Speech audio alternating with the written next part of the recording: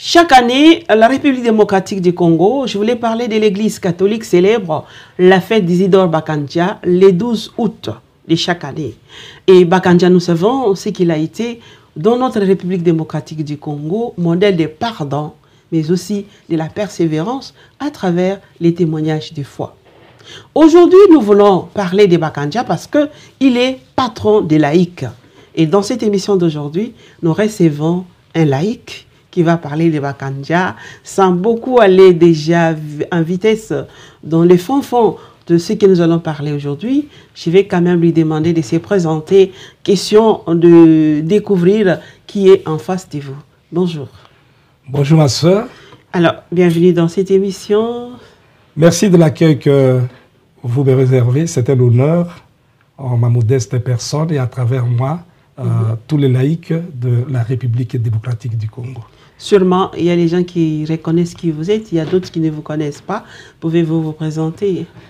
Oui, je suis Faustin Richard Olombili. Je suis un agent de l'évangélisation au sein de la SENCO. J'assume les fonctions de vice-président national du CALCC et actuellement, j'assume encore les responsabilités en qualité du président national ad intérim. Et vous êtes aussi journaliste. Oui. J'avais oublié. Oui, ça c'est encore un aspect que vous ajoutez. Merci. Je suis journaliste. Je preste comme journaliste bénévole sur les ondes de Radio Maria. Et j'ai un administrateur au niveau de Radio Vatican. Alors vous êtes correspondant à la Radio Vatican. Voilà, merci beaucoup pour tout ce que vous faites déjà pour l'Église. Mais aujourd'hui, on va parler de Bakandia. Tout à l'heure, vous disiez que vous êtes vice-président des CALCC, président intérim des CALCC. Et dernièrement, nous avons vu une note circulaire que vous avez donc publiée pour sensibiliser les uns les autres sur la fête de la célébration de Bakandia Isidore, les 12, ça tombe malheureusement en semaine. Pouvons-nous avoir les condensés, l'essentiel de cette note circulaire? Oui, il s'agissait justement d'une lettre sensibilisatrice adressée à tous mes frères et sœurs dans le laïcat pour exprimer la joie et le plaisir que nous sentons ces jours de célébration de notre journée nationale. Et dans cette lettre, nous avons eu également à leur rappeler la mission dévolue au CALCC, notamment d'être lumière et celle de la terre, de jouer le rôle de courroie de transmission entre la hiérarchie de l'Église et tous les mouvements et associations de l'Église. C'est de cela qu'il s'agissait. Et dans cette même lettre, nous avons eu à adresser nos compassions avec nos amis de l'Est qui souffrent de l'atrocité des guerres depuis 30 ans. Et nous les avons encouragés dans leur peine et nous leur avons promis notre soutien dans la prière et dans l'esprit. C'est de cela qu'il s'agissait justement dans la lettre que nous avions écrite à tous nos frères dans le laïcat. Vous êtes bien indiqué justement à nous répondre. On voulait bien savoir, chaque année, il y a un thème que vous proposez au niveau du bureau du CALCC. Pour cette année 2025, quel est le thème qui accompagne les peuples de Dieu en mémoire d'Isidore Bakandia? Cette année, la journée nationale du laïcat est vécue sous le thème laïque catholique de la RD Congo avec bienheureux Isidore Bakandia, restons, demeurons pèlerins de l'espérance et sarments de l'église synodale. Nous avons tiré ce thème sur base de fondements bibliques tirés de l'évangile de Jésus-Christ selon Saint Jean au chapitre 15, verset 5 où Jésus dit « Je suis la vigne et vous êtes le sarment. Tout sarment qui demeure en moi porte beaucoup de fruits. » Et c'est sur base de ce fondement biblique que nous avons eu à adresser cette lettre à l'intention de tous les laïcs de 48 diocèses de la RD Congo. Voilà, soyons pèlerins de l'espérance, parce que nous sommes aussi l'année de l'espérance décrétée par le feu, le pape François. Aujourd'hui, avec Léon XIV, nous continuons parce que dans l'Église, il y a la continuité. Dans ces dynamismes, nous avons vu à travers les mondes les pèlerins aller à Rome pour faire ces pèlerinages. Et ici, Bakanja, est-ce que sur son lieu de mort où il y a sa tombe, il y a les gens qui y vont aussi en pèlerinage? Ça, c'était promis, et lors de la tenue, l'organisation de notre assemblée générale qui a eu lieu au mois de décembre dernier, nous avions émis ce vœu-là à tous les laïcs de pouvoir accéder, chacun en ce qui les concerne. On peut aussi l'organiser de manière collective au niveau de chaque diocèse, à organiser des pèlerinages au niveau de Bokoté, lieu où repose depuis un certain temps le corps du bienheureux Isidore Bakanza. Surtout le diocèse de Mbandaka, nous le félicitons parce que c'est là le berceau vraiment de Bakanza. Plusieurs fidèles de Bakanza ont toujours organisé le pèlerinage à Bokoté. Et au jour d'aujourd'hui, au moment où je vous parle, les fidèles de Mbandaka Bikoro ont organisé encore un pèlerinage allant du lieu où Bakanza était baptisé.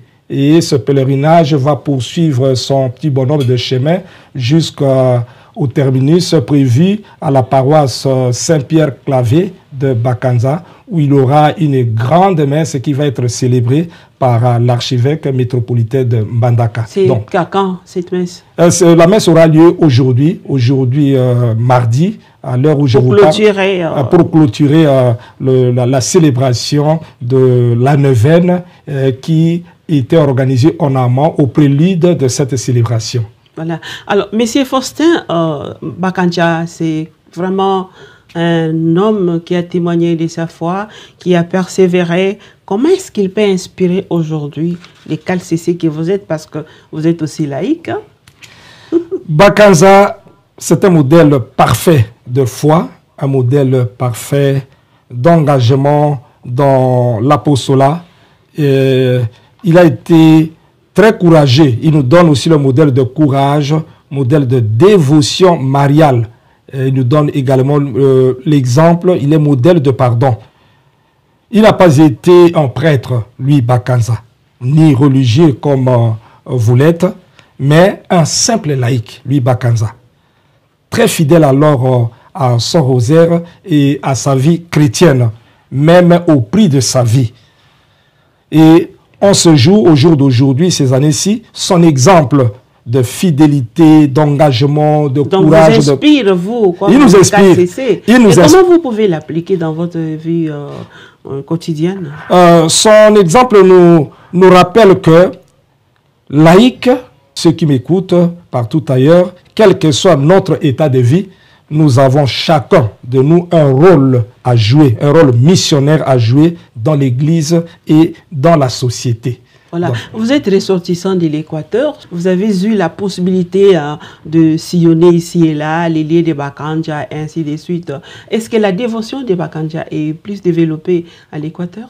Surtout dans l'archidiocèse de Mbandaka. Là, vraiment, la spiritualité Bakanza est très développée. À titre d'exemple, je vous présente cette prière qui a été composé par Monseigneur Koumon Dalambimba, Joseph d'heureuse mémoire.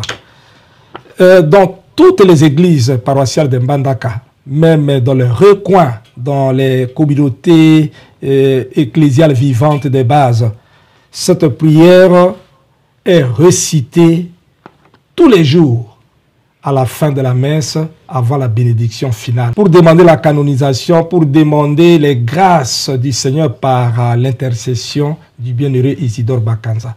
Donc c'est très développé en Mbandaka Bikoro.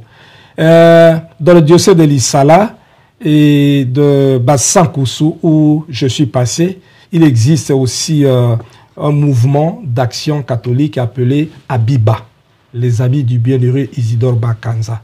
C'est vraiment un groupe à charisme propre où les membres pénètrent la profondeur de la vie de Bakanza pour s'en inspirer comme modèle. Ce sont les laïcs. Les laïcs, absolument. Évidemment, au nom de la synodalité, ce mouvement des laïcs, comme tous les autres, ont toujours des accompagnateurs spirituels qui sont des prêtres pour la plupart des cas ou des ecclésiastiques, et ça évolue bien. Et donc, pour répondre à votre question, la spiritualité de Bakanza est très développée. Pas dans tous les diocèses, il reste encore beaucoup de choses à faire, mais l'exemple de l'archidiocèse de Mbandaka, le diocèse de Lissala et de Bassan-Koussou sont des modèles qui inspirent beaucoup d'autres diocèses. Et à l'occasion de cette célébration, il y a espoir que beaucoup d'autres diocèses vont imiter les exemples de ces 3 diocèses que je viens de citer. Voilà. Et nous espérons qu'avec votre apport, vous arriverez justement à stimuler les autres diocèses, parce que vous avez la possibilité de sillonner ici et là. Alors, Bakandja a beaucoup de vertus. Il y a des gens qui parlent de ceci. C'est vous, personnellement. Quelle est la vertu qui vous inspire plus dans la personne de Bakandja par rapport à vous? Non, surtout l'engagement apostolique. Ça, j'ai toujours aimé. Comme catéchiste, Bakanza n'attendait pas des ordres de ses supérieurs pour aller catéchiser ou enseigner la prière à ses frères et sœurs du quartier. Il aimait ça. Après le service, après son travail à Mbandaka, il allait toujours consacrer un peu de son temps pour rester avec ses frères comme catéchiste, leur enseignant la prière, donc, la aussi, dévotion mariale. Ça, j'ai toujours aimé. Vous l'avez toujours fait. J'ai un sens d'engagement missionnaire. J'adore ça. J'aime ça. J'aime voyager. Pas pour voyager, pas pour papillonner, mais j'aime voyager pour rencontrer mes frères et sœurs dans le laïcat. À travers les mondes. Non pas pour non pas pour les enseigner, mais pour partager avec eux l'expérience du Christ. Échanger avec eux, redynamiser nos capacités, ça j'adore bien. Aujourd'hui, en République démocratique du Congo, nous avons des bienheureux. Nous avons Moanatui, qu'on vient maintenant de béatifier. Nous avons Bakandja, nous avons la bienheureuse Anorité, nous avons Gilbert et ses compagnons.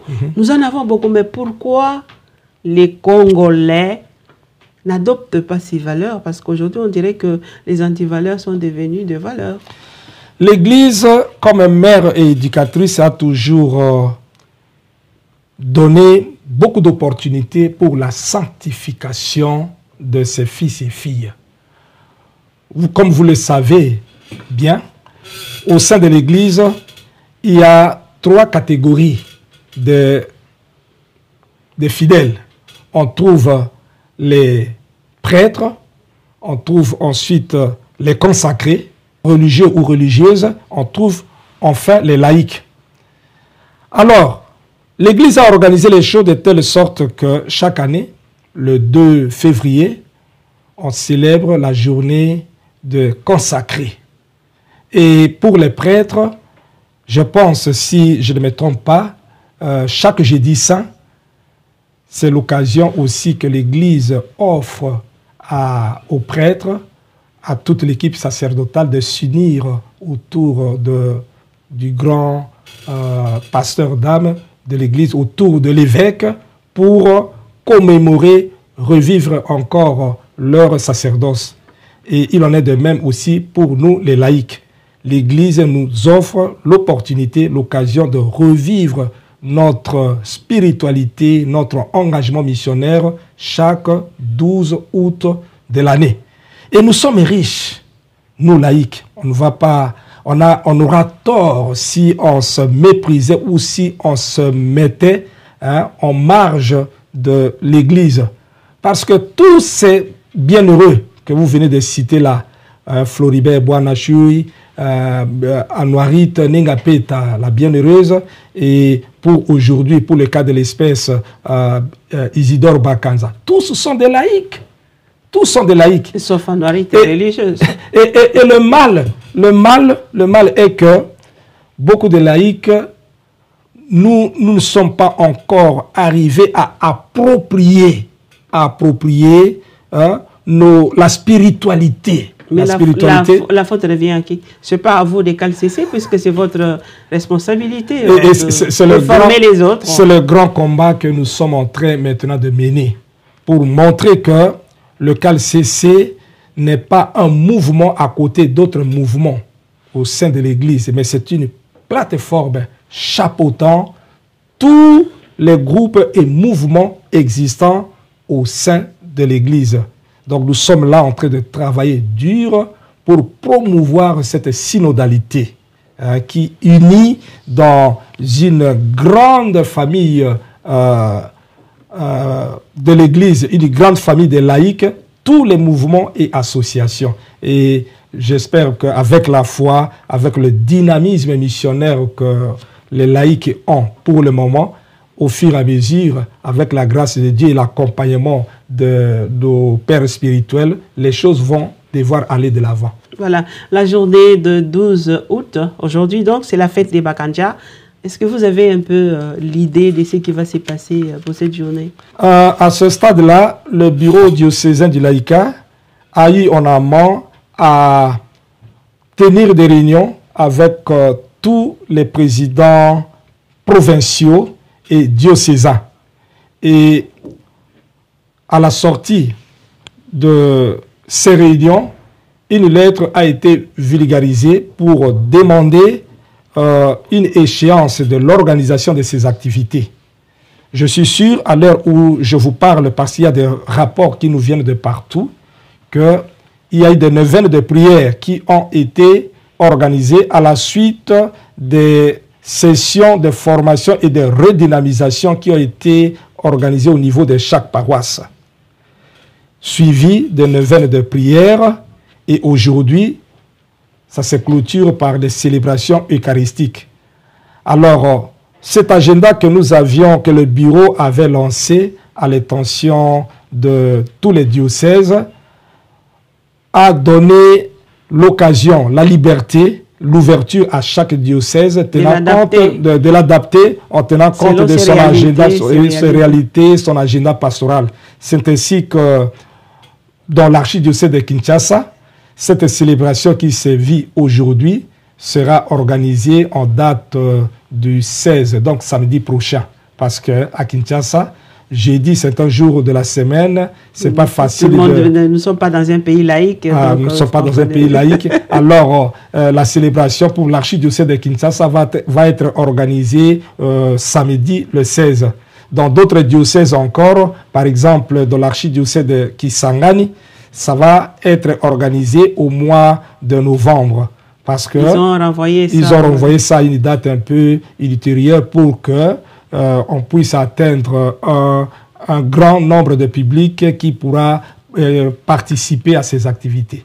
Ouais. Donc l'essentiel est que les vulgarisations ont été faites, les lettres ont été bien reçues et puis le dynamisme est mis en éveil pour que la célébration soit vécue de manière voulue. Voilà, j'ai eu des échos qui me sont venus ici et là. J'ai appris que vraiment les gens sont actifs, ils sont engagés pour la dite journée. C'est vous qui l'avez organisée, vous avez donné des orientations. Oui. Quel est votre secret? Comment vous avez fait pour arriver à convaincre tout le monde à s'activer? Cela m'a demandé beaucoup de temps de mobilisation, beaucoup de temps d'écoute également. J'ai eu à multiplier des échanges avec des présidents provinciaux, des présidents diocésains. J'ai écouté également les conseils de certains experts dans l'ombre. Donc, pour répondre à votre question, j'ai misé sur la synodalité, communion, participation, mission. Nous avons misé sur la clarté du message et l'enthousiasme de chaque fidèle. Alors, quand les gens sentent que l'on marche ensemble, ils y répondent présent. Donc, voilà brièvement ce que nous avons essayé de faire. Alors, quel est le souhait pour la journée d'aujourd'hui? Vous voudriez que cette journée puisse laisser quoi? aux laïcs. C'est votre fête. Comme souhait, j'émets le vœu ardent et le souhait le plus vif que chaque laïc rapporte ou revienne à la conviction que la mission de l'Église ne s'arrête pas tout simplement à l'Église. On ne trouve pas une église de prêtres d'un côté et une église de laïcs de l'autre côté. Dans la maison de Dieu, il n'a jamais manqué de place. Alors, que tous, nous laïcs, nous puissions continuer à œuvrer, à travailler dans la synodalité avec nos prêtres. Que notre foi à nous comme laïcs soit visible par nos actes et surtout que l'exemple de Bakanza continue à rallumer les flammes de la sainteté dans nos cœurs. Ça, c'est mon vœu. Très intéressant. Voilà, merci beaucoup d'avoir accepté de passer dans cette émission Les Jours du Seigneur, dans l'espoir que vous passerez encore une autre fois pour venir encore nous donner ce qui va se passer pour la journée d'aujourd'hui et d'autres activités que vous êtes en train de préparer pour les jours à venir. Mais avant de vous laisser partir, je vous remets la parole pour les derniers mots dans cette émission d'aujourd'hui. Ça peut être un souhait, salutation, comme vous voudrez, ou autre chose que vous pensez que vous n'avez pas dit dans tout ce que nous avons dit jusque-là. À tous mes frères et sœurs dans le laïcat, éparpillés à travers le monde, je leur dis ce dernier mot au jour d'aujourd'hui qui se formule en ces propos. Aimons notre Église, soyons fiers de notre foi comme laïcs et n'ayons pas peur de vivre pleinement, comme disait Bakanza, pour moi, vivre c'est être chrétien. Voilà, vivre, c'est être chrétien. Merci beaucoup, M. Faustin Onombile. Rappelons que vous êtes vice-président des CALCC et présentement aussi vous jouez l'intérim du président des CALCC. Merci d'être passé dans cette émission et nous attendons les échos pour la suite des autres diocèses, comment ils ont organisé cette journée. Voilà, chers téléspectateurs, chers auditeurs, nous pouvons retenir des choses, selon moi, dans la personne d'Isidore Bakandia. Il y a d'abord l'essence du pardon. On en a besoin dans nos familles, dans notre vie personnelle, mais aussi la persévérance, dans la souffrance, pour une bonne cause, pas pour n'importe quoi, mais pour une bonne cause. Je crois que la République démocratique du Congo a besoin de ces deux valeurs pour que nous vivions ensemble en frères et dire comme Gandhi, tout homme est mon frère. Voilà, merci beaucoup. Nous allons marquer une pause. Ensuite, nous allons revenir pour la suite de cette émission.